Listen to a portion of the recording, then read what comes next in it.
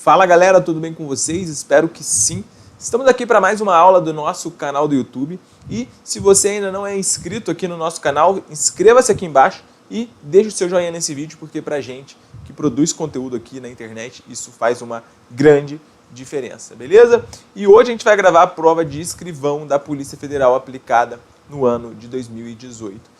E se você vai fazer o concurso da Polícia Federal ou da Polícia Civil do Distrito Federal, que foi publicado agora pelo CESP, a gente tem um curso que vai servir na medida para você, beleza? O curso está lá em contabilidadeparapf.com. Hoje eu estava fazendo um balanço do curso, até agora nós temos aí mais ou menos 6 PDFs, 200 páginas de livros digitais e mais de 270 questões comentadas exclusivamente do CESP, beleza? A gente está fluindo bastante. Essa semana a gente vai comentar mais umas 50 questões aí tranquilamente. Ao final do nosso curso, a gente vai ter comentado muito mais de 500 questões. Eu tenho certeza que, caso você vai fazer PCDF ou PF, você vai estar muito apto a gabaritar essa prova feita pelo CESP, tudo bem? Então, é isso aí. Se você não me conhece, meu nome é Gabriel Rabelo, sou professor de contabilidade para concurso desde 2009. Dei aula para o pessoal que fez Polícia Federal 2009, 2012, 2014 e 2018. E agora, né, estamos aí para a nossa próxima turma da Polícia Federal, beleza? Sou auditor fiscal da Secretaria da Fazenda do Estado do Rio de Janeiro. Fui aprovado aos 21 anos para auditor fiscal da Secretaria da Fazenda do Estado do Espírito Santo. Sou bacharel tanto em administração como em contabilidade, beleza? Então vamos começar a nossa brincadeira. Eu espero que vocês estejam concentrados. O link com os slides está aqui embaixo. Então caso você queira baixar, você pode baixar aqui embaixo nesse vídeo, na descrição. Está lá na nossa turma do Telegram. Entre lá também. E caso você também queira as provas comentadas anteriores da Polícia Federal, tem um link aqui embaixo na descrição. Tem vários itens aqui que você vai ficar por dentro de tudo. Beleza? Então, vamos embora sem perder mais tempo. A nossa aula de hoje é bastante rápida. A gente tem apenas 12 questões aí para comentar que caíram na prova de escrivão. E ao término vocês vão ver que foi uma prova muito tranquila, tá bom? Então, partiu. Sem perder mais tempo, vamos lá, vamos começar a correção da prova de escrivão de Polícia Federal de 2018. Vamos lá. Beleza. Primeira questão que caiu na prova de escrivão da PF 2018 foi a seguinte. Para a melhoria na qualidade do atendimento ao público, certa unidade policial adquiriu 8 computadores e 3 impressoras, que foram postos em uso na mesma data de compra nas seguintes condições. Preço de compra de cada computador, R$ 3.500, preço de cada impressora, R$ 600. Tempo de vida útil estimada, 5 anos para ambos os equipamentos, data de compra 1/7/2020. A respeito dessa situação hipotética, julgue os itens subsequentes. O valor da despesa de depreciação dos 8 computadores a ser contabilizada pela unidade ao final do exercício de 2020 será de R$ 2.800. Então vejam, quer saber a despesa de depreciação dos 8 computadores no final do exercício de 2020, né, falando que vai ser de R$ 2.800. Primeira coisa para a gente responder isso aqui rapidamente, nossa correção vai ser bastante objetiva, é você saber o que é depreciação. Os computadores, né, que foram adquiridos aqui nessa operação, eles são classificados no ativo não circulante imobilizado. Tá? Então, tanto os computadores como as impressoras, eles são classificados num grupo que é chamado de ativo não circulante imobilizado. O que é o ativo não circulante imobilizado? São os bens corpóreos destinados à manutenção das atividades da companhia, tá? Então são bens corpóreos. Computadores, bem corpóreo, impressoras, bem corpóreos. E esses bens que estão nas atividades da companhia, eles estão sujeitos ao uso, à obsolescência, desgaste, entre outras coisas, não é mesmo? E por isso que tanto computador como impressoras vão ficar obsoletos e a contabilidade ela busca refletir ao máximo aquilo que está acontecendo na empresa ali na vida real. Você não pode deixar o seu computador lá. Imagina que você comprou aquele primeiro Windows lá que tinha uma tela imensa, toda amarela, que você cobria com aquele plástico, né, para o computador não ficar tão amarelo assim. Se você comprou lá por R$5.000 e você deixasse por R$5.000 no balanço até hoje, não seria legal, né? Então o que você tem que fazer? A contabilidade, ela reconhece essa perda para aproximar ao máximo os valores dos ativos da realidade, não só para o imobilizado, mas para todos os ativos. A intenção é sempre aproximar da realidade. E aí surge a despesa de depreciação. E como que você vai fazer o cálculo aqui da despesa de depreciação? Vamos lá rapidamente para a gente entender. Você adquiriu, prestem atenção, você adquiriu, está perguntando dos computadores. você adquiriu 8 computadores, cada computador a 3.500. Então, 3.500 vezes 8, você vai encontrar aí nessa brincadeira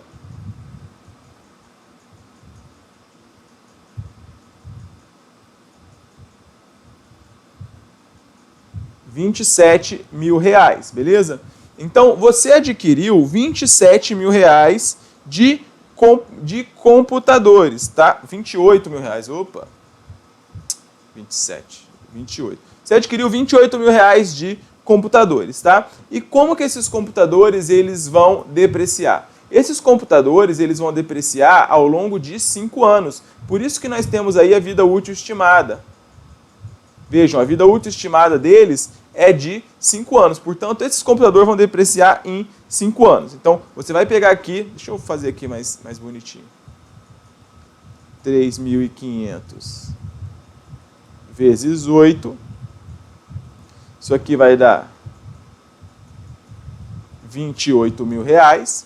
E depreciando isso aqui em 5 anos, o que isso significa dizer que você vai depreciar em 5 anos? Significa que ao longo dos seus 5 anos, depois que passar 5 anos, esses computadores eles não terão mais valor contábil. Você desgastou totalmente esses bens, beleza? E como que você vai achar o cálculo da depreciação? Existem várias formas de você calcular a depreciação, tanto que na prova de agente da Polícia Federal de 2018 caiu o método das cotas decrescentes. A gente estuda isso aqui no nosso curso da Polícia Federal, tá? Contabilidade para pf.com, a gente estuda isso muito tranquilamente. Só que quando a questão é silente, quando a questão não fala qual método você vai utilizar, nesse caso você tem que utilizar o método da linha reta. Ou seja, você supõe que todos os anos você tem a mesma despesa de depreciação, tá? Então aqui vai ficar 28.000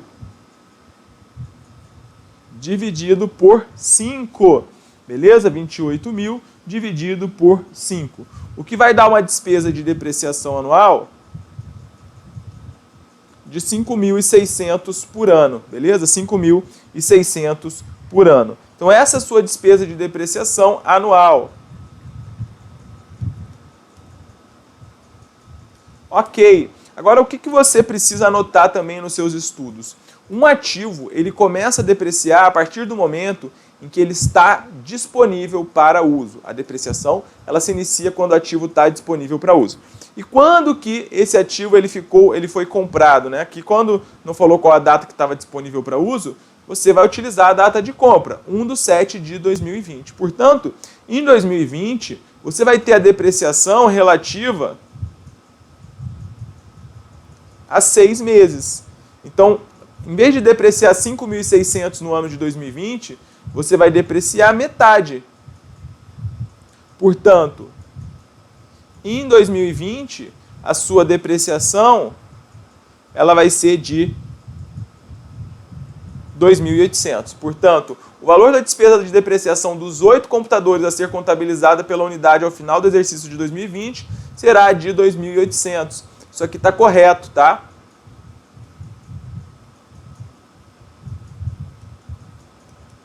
Correto. Beleza. Questão 2 diz o seguinte: se decorridos 4 anos da data de aquisição, um dos computadores for totalmente baixado do patrimônio por dano irreparável, a perda a ser contabilizada será de 2.800. Vamos lá para o item 2. Então, o que está acontecendo? Você tem um computador aqui que está registrado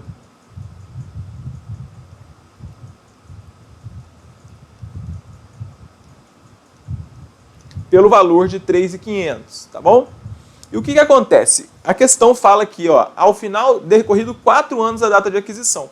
Ou seja, se passaram 4 anos, depois que se passaram 4 anos, quanto que você vai ter de depreciação reconhecida para aquele computador? Você vai ter uma depreciação acumulada de 5.000, olha só, vamos fazer o cálculo aqui separado. 3.500 dividido por 5, cada computador, né, 3.500 dividido por 5, ou seja, um computador ele tem a vida útil de 5 anos. Portanto, por ano, cada computador deprecia 700, não é mesmo? Isso aqui é o cálculo de cada computador separadamente. Um computador deprecia 700, então, em um ano. Como aqui você vai depreciar 4 anos, porque ao final de 4 anos, ou seja, 700 vezes 4, o seu computador aqui nesse caso, ele terá depreciado 2.800, beleza? Portanto, ele vai ter um registro aqui em depreciação acumulada de 2.800. Lembrando que a conta depreciação acumulada é uma conta retificadora do ativo, tá? E o que aconteceu? Ao final do 4º ano, foi dado baixa por conta de uma perda irreparável. Olha só então o que vai acontecer. É bem tranquilo esse cálculo. Por quê? Porque você tem um valor de aquisição para esse computador de 3.500 e você tem uma depreciação registrada de 2.800. Qual é o valor, portanto, que você tem ainda desse ativo? Ora, você tem um valor contábil aqui de 700. Só que houve um dano irreparável. Logo, você não vai conseguir mais reaver esses 700. Esses 700 aqui, portanto, é uma perda que você terá. Você terá uma perda. Tá? A sua perda ela vai ser no valor de 700. Você tinha um valor, esse computador ele ainda tinha um valor contábil de 700. Portanto, você não tem uma perda de 2.800. Você tem uma perda de 700. E como é que você vai dar baixa nesse computador? Você vai zerar aqui a depreciação acumulada, 2.800, essa conta fica zerada. A contrapartida é aqui, ó, você vai baixar isso do computador, 2.800. Só que o seu computador ele pode constar no seu balanço ainda? Sim ou não? A resposta é não. E nesse caso aqui, nesse razonete computador, ele ainda ficaria constando? Ficaria. Com um valor de quanto? Ó, 3.500 menos 2.800, ainda sobra um saldo de 700. Só que esse computador ele foi dado baixa porque houve um dano irreparável. Então, como é que você vai registrar esses 700 que você perdeu? Você vai fazer aqui, ó, 700, aqui dando baixa, e aqui você vai abrir um razonete chamado outras despesas, tá? Outras despesas, no valor de 700. Agora sim, o seu computador ficou zerado, a sua depreciação acumulada está zerada e a sua perda que você teve no valor de 700 também está registrado. Portanto, a sua perda é no valor de 2.800? Certo ou errado? Errado. Errado. Questão 3. Ao realizar a contabilização dos bens adquiridos, eles deverão ser classificados no patrimônio da unidade como imobilizados do grupo de ativos não circulantes. Correto. É o que nós dissemos aqui para vocês, tá? Então, no imobilizado, ficam os bens corpóreos destinados à manutenção das atividades da companhia. Então, são bens tangíveis. Os bens incorpóreos, eles ficam no ativo intangível, tá bom? Então, são bens corpóreos destinados à manutenção das atividades da companhia. Item 3 está correto, beleza? Próxima questão. A tabela a seguir representa em reais o balancete de verificação de uma sociedade anônima em 31/12 de X0. Aí você tem uma série de contas. Separando as contas patrimoniais das contas de resultado, será identificado um lucro no período. Portanto, a primeira coisa que a gente vai fazer aqui é separar as contas de resultado. Lembrando que nós temos as duas principais demonstrações que estão previstas no seu edital, são balanço patrimonial e DRE, beleza? Então o que vai acontecer aqui? As contas de resultado são as contas do balanço, as contas da DRE são as contas da DRE. E o que nós temos aqui de contas da DRE? Nós temos as receitas de serviços no valor de 6.800 e nós temos aqui despesa de aluguel, 3.000.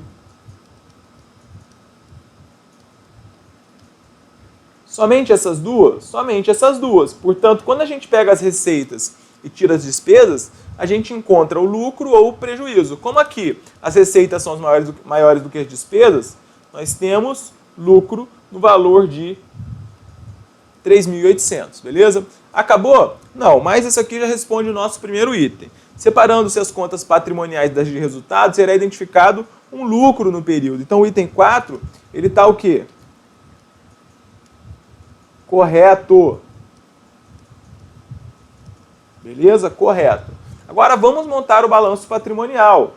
Montando o balanço patrimonial, nós começamos aqui pela conta caixa, que tem o valor de 25.300. Depois vem o quê? Aplicação financeira, que também faz parte do ativo.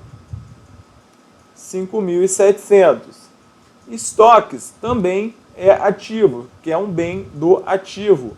4.000. Móveis e utensílios também a mesma coisa, no valor de R$10.000. Agora, despesa já foi lançada lá no resultado.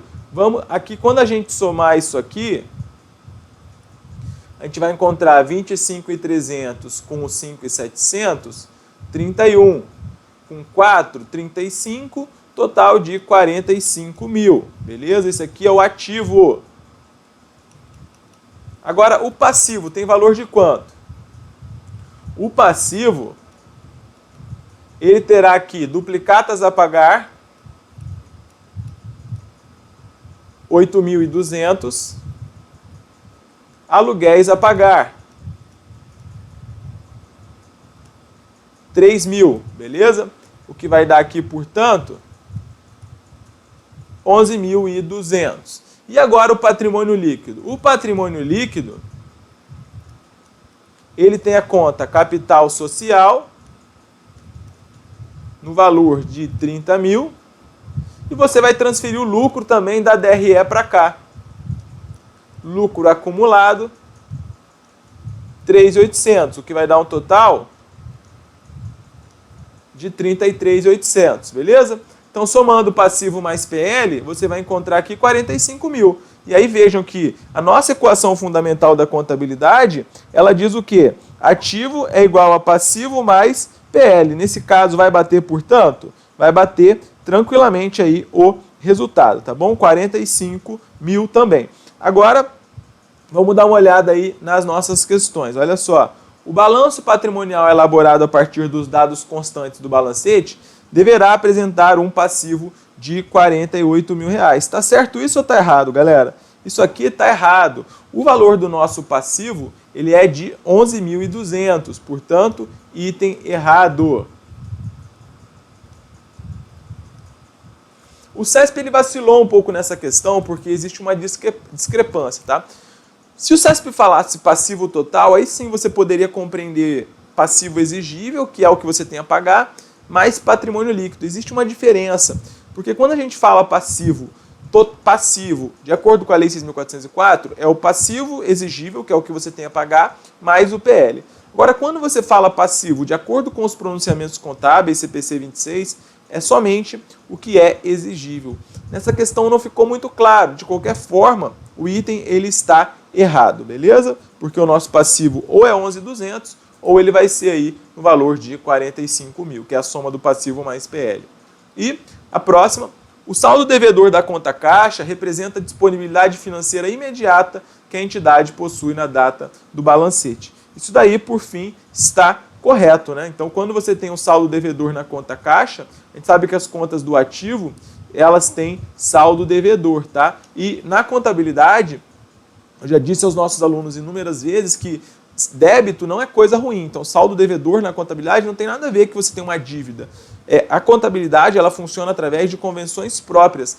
E sempre que você decorar que na contabilidade as convenções são próprias, que saldo devedor na contabilidade é uma coisa puramente contábil, isso vai ficar muito mais fácil para você poder avançar na disciplina, tá? Então, o saldo devedor na conta caixa significa que ela tem dinheiro em caixa. Isso está, portanto, correto, beleza? Questão 6, então já foi metade aí da nossa prova. Vamos lá.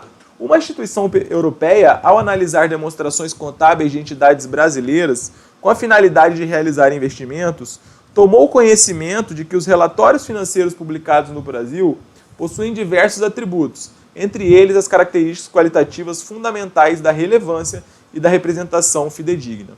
A respeito dessa situação, julgue os próximos itens. Questão 7. Se uma demonstração contábil analisada tiver valor confirmatório para a investidora, então a característica da relevância estará presente na informação. Portanto, esses 3 itens, assim como caiu na prova de agente, caiu também na prova de escrivão, caíram 3 itens sobre a estrutura conceitual. Esse tema ele teve uma mudança no ano de 2020, portanto, para as próximas provas do CESP, é uma grande aposta que eu acho que vai ser bastante cobrada. Mas esse assunto aqui especificamente, apesar dessa questão ser de 2018, continua ok, beleza? Continua com o mesmo teor. E o que você precisa saber? Qual que é o macete para você saber o que são as características qualitativas da informação, tá? Aqui, deixa eu ir para o novo slide aqui, que é o seguinte.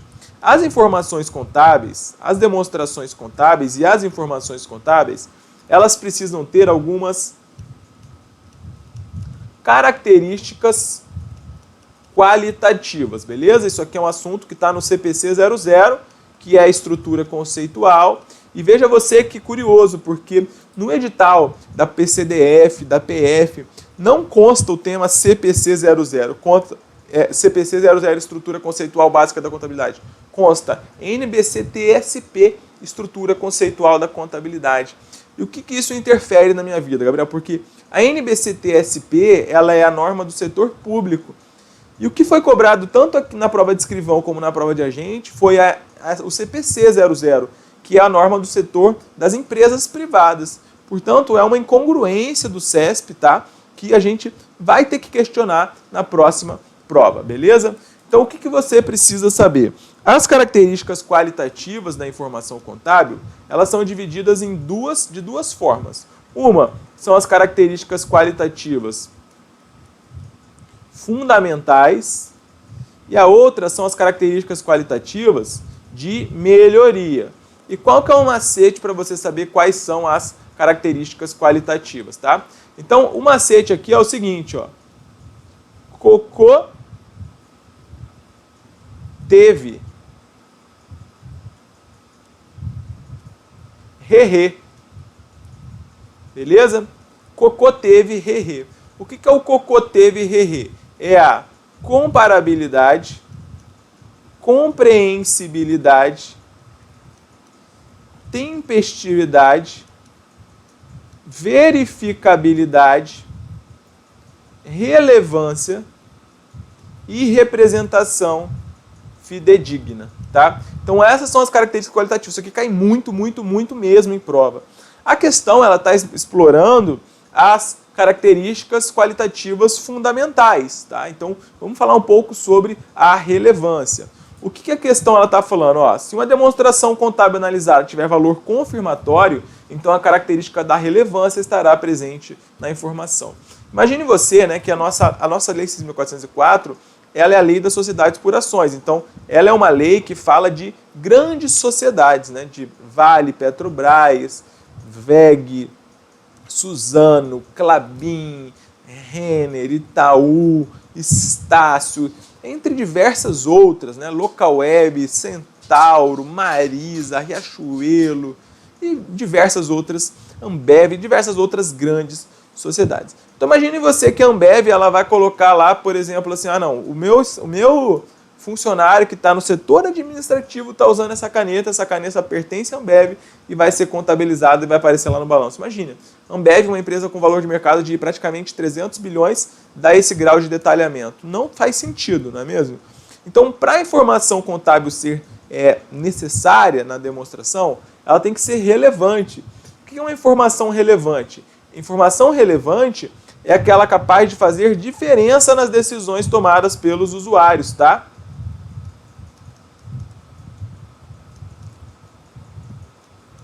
Diferença nas decisões tomadas pelos usuários. E como que ela vai fazer diferença nas decisões tomadas pelos usuários? Se ela tiver valor preditivo, se ela tiver valor confirmatório ou ambos. Então, o que é o valor preditivo, o que é o valor confirmatório ou ambos? Então, por exemplo, aqui, vamos pegar que você está fazendo uma análise, você ganhou lá o seu primeiro salário como policial e você quer investir esse dinheiro, uma parte do que você não gastou, né, na comemoração da posse. Era tanta grana que sobrou um monte para você ainda poder investir, beleza? E você quer investir uma parte desse dinheiro. E você vai analisar essa empresa, vamos supor que você viu lá que você quer investir em Arezzo, né? Na Bolsa de Valores, ARZZ3. Você é um sujeitão lá, né? Nesse caso aqui, vamos supor que você é um sujeitão e quer agradar a sua esposa. Em vez de você comprar uma bolsa para ela de presente, você vai comprar ações da Arezzo. E aí você vai olhar as ações da Arezzo, o ARZZ3, e você vai falar o seguinte: bom, a Arezzo é uma empresa muito sólida, uma empresa muito boa, aqui na nossa Bolsa de Valores, uma das melhores, talvez, né, nesse segmento. E aí você vai olhar assim, receita nesse ano 1 bilhão e tanto, 2019, 2020 1 bilhão e 500, 2021 2 bilhões. Então o que aconteceu? A informação de receita, a receita divulgada da empresa, foi uma informação relevante para você fazer uma predição. Ó, 1 bilhão, 1 bilhão e meio, 2 bilhões. Então isso significa que você está fazendo uma predição no sentido de que essa empresa está crescendo. Isso é o valor preditivo da informação contábil, tá? Isso é o valor preditivo da informação contábil. E agora, o que é o valor confirmatório? O valor confirmatório é o seguinte: você falou, olha, eu vou comprar essas ações aqui em 2019, a empresa tem 1 bilhão de receita, 2020 tem 1 bilhão e meio, 2021, 2 bilhões.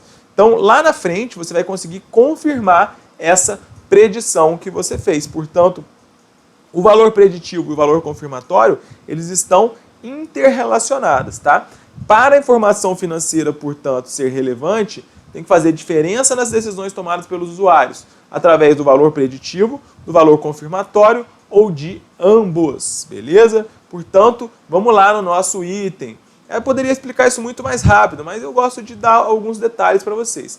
Se uma demonstração contábil analisada tiver valor confirmatório para a investidora, então a característica relevância estará presente na informação. Esse item, portanto, ele está o quê? Correto. É o que eu falei para vocês, tá? Informação financeira ela tem que ter caráter preditivo, confirmatório ou ambos. Beleza. Na situação descrita, o fato de a representação fidedigna ser um atributo das demonstrações contábeis garante para a investidora estrangeira que as informações publicadas apresentam exatidão em todos os seus aspectos. O que você precisa entender? O que é uma informação que tem uma demonstração contábil que tem representação fidedigna, tá? A informação contábil ela tem uma representação fidedigna quando ela é completa, quando ela é neutra, quando ela é livre de erro. Então, o que é uma demonstração contábil completa? É aquela que você tem todas as informações de que você necessita para estudar aquela empresa, fazer uma análise ali por completo, tá?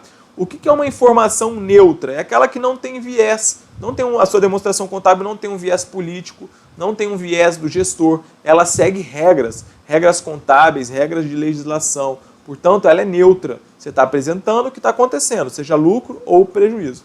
E é livre de erro. O que significa livre de erro? Livre de erro não significa exatidão perfeita. As demonstrações contábeis, muitas vezes, elas trabalham através de estimativas. Estimativas feitas com julgamentos subjetivos, julgamentos humanos. E esses humanos que fazem essas avaliações constantemente podem errar, né? Só que, vejam vocês, né? Livre de erro, portanto, não significa que ela é exatamente minuciosa em todos os seus aspectos. Como eu dei o exemplo lá na primeira questão, você tem uma estimativa de que o seu computador vai depreciar em 5 anos. Mas isso é uma estimativa, ele pode durar 6 anos? Pode. Nesse caso, a sua informação ela não foi a mais precisa possível, porque você fez uma estimativa de que duraria 5 anos e durou 6. Mas, nesse caso, né, você não dá para considerar que é um erro. Foi uma estimativa ali feita que precisou de uma readequação, não foi tão próxima, mas a contabilidade ela funciona assim, ela não é exatamente ali tudo. Você pode fazer muitos julgamentos, muitas estimativas, muitas aproximações, beleza? Portanto, vamos lá na nossa questão novamente. O fato da representação fidedigna ser um atributo garante que as informações apresentam exatidão em todos os seus aspectos? Errado. Errado. Tá? Não precisa apresentar exatidão. Existem muitos aspectos que são feitos por estimativas. como exemplo também as provisões. Questão 9.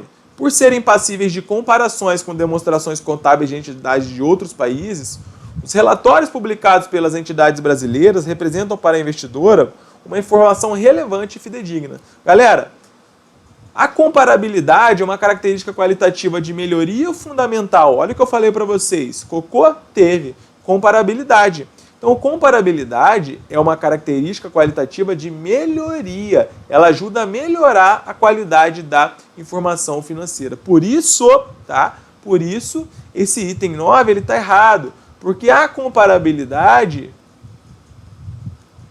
não é uma característica qualitativa fundamental. É uma característica qualitativa de melhoria. Através da comparabilidade, portanto, você pode divulgar o desempenho da companhia no ano X, depois no ano X mais 1, depois no ano X mais 2. Você pode pegar essa companhia do setor e comparar com outra companhia do mesmo setor, ou mesmo companhia de setores diferentes. Você vai comparar a margem líquida, você vai comparar o retorno, vai comparar os dividendos que ela paga, entre outros fatores. Então, a comparabilidade, ela ajuda você a fazer esse tipo de comparação. Só que a comparabilidade não tem nada a ver com a relevância e representação fidedigna. Porque, novamente, relevância e representação fidedigna são características qualitativas, o quê? Fundamentais. E enquanto que a comparabilidade é uma característica qualitativa de melhoria. Beleza? Portanto, item 9 errado. Agora, indo para as nossas últimas questões aí dessa prova, previstas na Lei 6.404, as demonstrações contábeis obrigatórias para sociedades anônimas incluem o BP e a DRE. Acerca desses demonstrativos, julgue os itens seguintes. O balanço patrimonial apresenta as contas de resultado da entidade correspondentes a um exercício financeiro coincidente com o ano civil. Esse item está o quê, galera? Certo ou errado? Item está errado, porque o balanço patrimonial apresenta as contas de resultado patrimoniais. Apresenta as contas patrimoniais, beleza? E não as contas de resultado. E outro erro também é falando que o exercício financeiro ou o exercício social coincide com o ano civil. Tá errado. Por quê? Porque o exercício social, a data do término é fixada onde? No estatuto. E não necessariamente coincide com o ano civil, beleza? Um exemplo aqui são as nossas empresas de agronegócio na Bolsa. Geralmente, empresas de agronegócio, exercício social, ele se encerra com a colheita lá, com o plantio. É diferente essa parte, tá bom? Questão 11. O balanço patrimonial permite ao usuário da informação a análise da situação financeira da companhia em dado momento. Esse item, por seu turno, ele está o quê? Está correto. O balanço patrimonial, ele apresenta a posição patrimonial e financeira da entidade. Muito cuidado, porque algumas questões do CESP já falaram que o balanço patrimonial apresenta a posição econômica, mas isso está errado. Quem apresenta a posição econômica da sociedade é a demonstração do resultado do exercício, tá? E, por último, a estrutura da DRE é delineada a partir da apresentação das receitas brutas, que, deduzidas os impostos, inclusive de imposto de renda, determinam o lucro operacional da entidade. Galera, isso aqui está errado também. Por quê? Primeira coisa que você precisa saber é que existem a expressão tributo, ela é mais ampla do que a expressão imposto. Imposto é apenas uma espécie do gênero tributo, tá? E você tem dois tipos de tributos nas demonstrações contábeis. Você tem os tributos sobre as vendas, que é ICMS, ISS, até o IPI é, de certa forma, PIS/COFINS, que são contribuições. Isso incide sobre o valor de venda. E você tem os tributos, que são os tributos sobre o lucro de uma entidade, tá? São aqueles tributos que incidem sobre o lucro. E os dois tributos sobre o lucro são o imposto de renda e contribuição social sobre o lucro líquido. Portanto, quando você vai no supermercado e faz uma compra, quando você pega aquele cupom fiscal, lá fala quais são os tributos que você está falando. Você vai ver, ó, ICMS, você vai ver PIS/COFINS, você vai ver a tributação que está acontecendo ali. Só que você não vai ver imposto de renda quando você pegar um cupom do supermercado e ver a tributação, quando você tiver uma nota fiscal de um produto. Por quê? Porque o imposto de renda não incide ali naquele preço de venda. Ele vai incidir depois que a companhia apurar o lucro do exercício. Se for prejuízo, ela não paga, né? O imposto de renda incide sobre o lucro. Portanto, esse item, ele erra ao dizer que a DRE, ela começa da receita bruta e você tira os impostos, inclusive o imposto de renda. Porque o imposto de renda não é um tributo sobre venda, não é um tributo sobre a receita bruta, é um tributo sobre o lucro. E quando você pega lá a receita bruta, a DRE na receita bruta,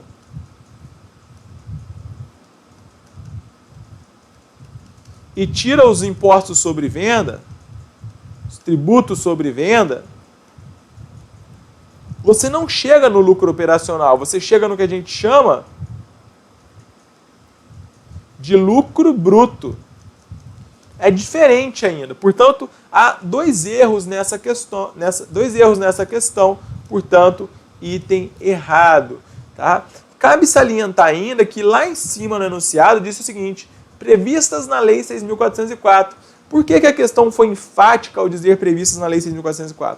Porque a DRE ela tem uma diferença hoje de tratamento na Lei 6.404 e nos pronunciamentos contábeis.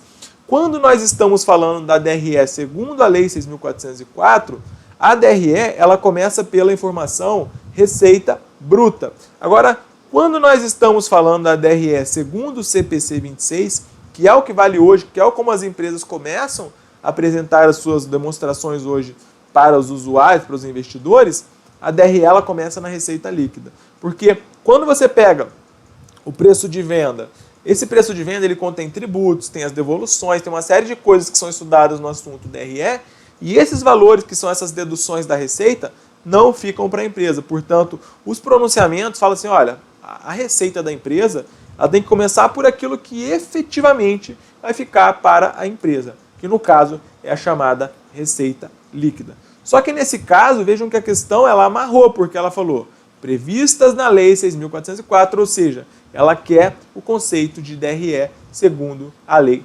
6.404, beleza? Então, é isso aí. Terminamos de corrigir a nossa prova de escrivão da Polícia Federal. Eu espero que vocês tenham gostado. Um abraço, galera. Fiquem com Deus e até a próxima.